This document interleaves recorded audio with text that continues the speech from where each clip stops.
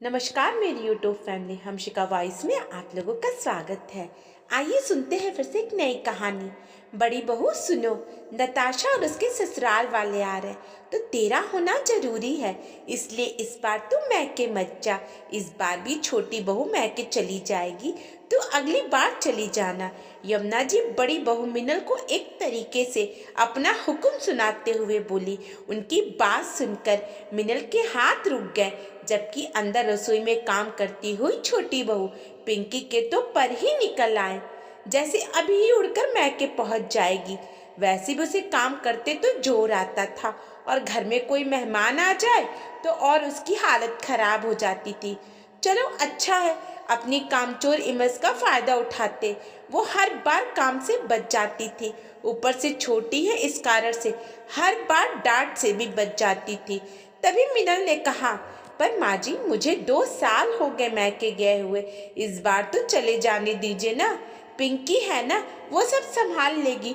नहीं नहीं, पिंकी के बस की बात नहीं है, वो कोई काम ढंग से करती है क्या? फालतू समधी समधन के सामने नाक कटवा देगी। तुम तो बड़ी हो, तुम्हें ही सब कुछ संभालना है, इस मामले में मैं उस पर विश्वास नहीं कर सकती।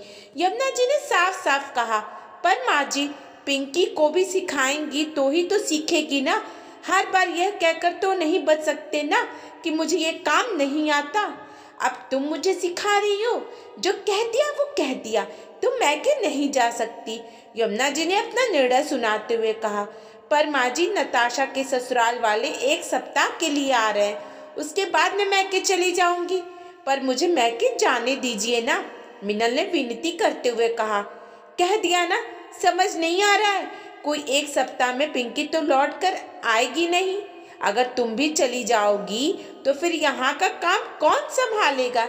नताशा के ससुराल वाले तो 1 सप्ताह के बाद चले जाएंगे, लेकिन नताशा तो यहीं पर रहेगी। वैसे भी शादी से पहले इतने साल रह तो ली हो मैके में, अभी भी मैके से पेट नहीं भरा है क्या तुम्हारा? अब मैं इस बार में कोई बात नहीं करना चाहती हूँ। नताशा और उसके ससुराल वाले आ रहे हैं, जाकर तैयारी करो, कहकर यमुना जी अपने कमरे में चली गई। मीनल मन महसूस कर रह गई, लेकिन तभी मीनल का ध्यान पिंकी की तरफ गया। उसकी मुस्कुराहट ने उसके कलेजे को चीर कर रख दिया। छोटी बहू का भी मैके से पेट नहीं भरा और ननद का भी मैके से पेट नहीं भरा, लेकिन बड़ी बहू जो कि जिम्मेदारी लेती है, उसका पेट मैके से भर जाना चाहिए था। भला ये क्या सोच है? इसका तो साफ मतलब यही हुआ कि जो जिम्मेदारी उठाता है वही हर बार पिसता है।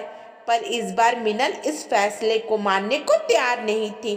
मन ही मन उसका कुछ निर्णय ले लिया और अपने काम में लग गई। पिछली बार भी मिनल मैके नहीं जा पाई थी, क्योंकि तब यमुना जी का बाथरूम में पैर फिसल गया और वो गिर गई थी, तो उनके पैरों में फ्रैक्चर आ चुका था।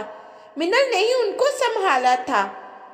तभी छोटी बहू पिंकी बहुत खुश हुई थी, क्योंकि उसे तो जाने का मौका मिल चुका था। वो तो सप्ताह भर ही यहाँ पर रुकी थी, उसके बाद अपने मैके चली गई थी। तभी ननद नताशा 1 महीने के लिए यहाँ पर आकर रुकी थी। उसी बीच मिनल ने हिम्मत करके जरूर कहा था, माँ जी अभी तो नताशा दीदी आई हुई हैं, मैं 2 दिनों के लिए अपने मैके जा कर के आ जाती हूँ, मुझे भी मम्मी से मिलने की इच्छा हो रही है।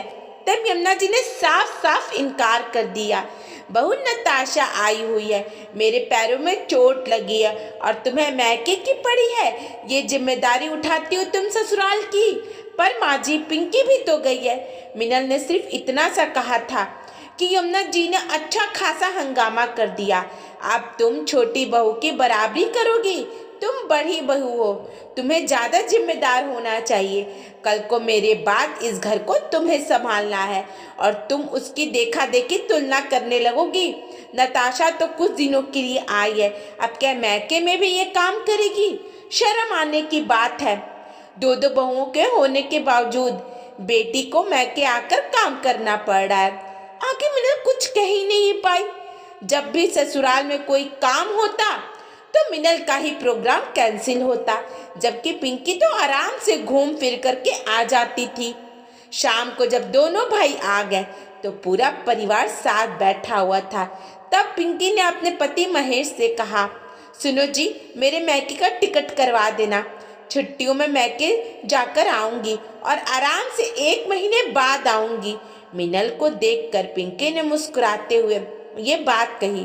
तभी मीनल बोली, हाँ देवर जी, पर टिकट 1 सप्ताह का ही करवाना, क्योंकि नताशा दीदी के ससुराल वालों के जाने के बाद मैं अपने मैके जा रही हूँ और इसके लिए मैंने टिकट ऑनलाइन बुक करवा ली है।